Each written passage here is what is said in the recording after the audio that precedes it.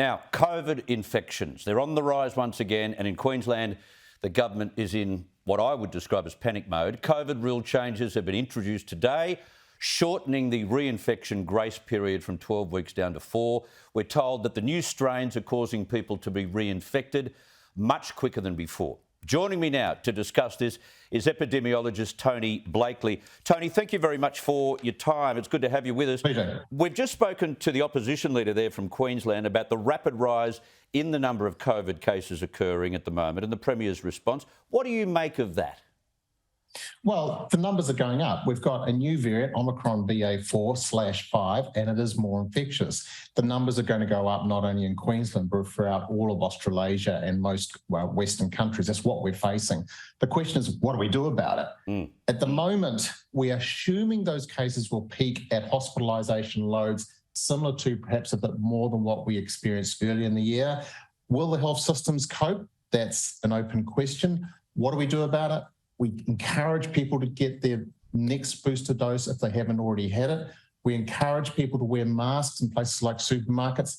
We should be enforcing the masks where they are mandatory, which is in public transport and in aged and healthcare facilities. And people like me, I've started working at home this week. So people who can work at home, reduce your movements out and about. And while all this is happening in Queensland, New South Wales is relaxing some restrictions by allowing unvaccinated visitors into aged care homes, and Victoria is holding firm against the reintroduction of mask mandates. There's a lot of mixed messaging going on here. We're understandably confused, and therefore you tend to think less of a government or have less faith in the decisions that they make. Would you agree? It's tricky. So trying to work out the best policy settings for each state is not easy. I'm not trying to just defend them as a patsy or anything like that. It's true. But I would say that the New South Wales relaxing on vaccine requirements, people going to rest homes, I don't think that's very smart. If we swing to Victoria, I do think that I know that your previous spokesperson, Georgie Crozier, was suggesting that the government wasn't giving certainty. Well, she's in la-la land, to be blunt, because you can't give certainty with this virus. It's going to keep playing out in these ways. Communication could be better, yes, but you can't just say we will never have mask mandates again.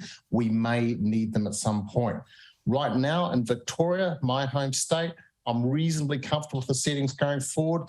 I think it's okay to encourage people to use masks in supermarkets and that stuff without making it mandatory. But that does not mean to say that in 3 weeks' time, we may need to make it mandatory if the health services are starting to really, really struggle. Okay, finally, the Australian Medical Association is calling on older people to get PCR tests instead of rapid antigen tests in order to receive an earlier diagnosis and take full advantage of these antiviral medications.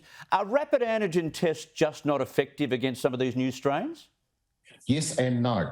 For the people who might be eligible for antivirals, anybody 70 and over or 50 and over, and you've got a couple of diseases like respiratory disease, liver disease, that sort of thing.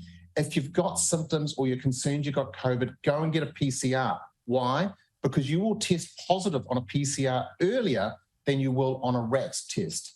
And because it's important to get those treatments within 5 days, the sooner you know that you've got COVID and get those treatments, the better. Yeah. For the rest of us, if we use a RAT test, it will be positive when we are really shedding a lot of virus and very infective. So it will still do its job at slowing transmission down. But for those people who are eligible for the antivirals, go and get a PCR test if you think you might be infected.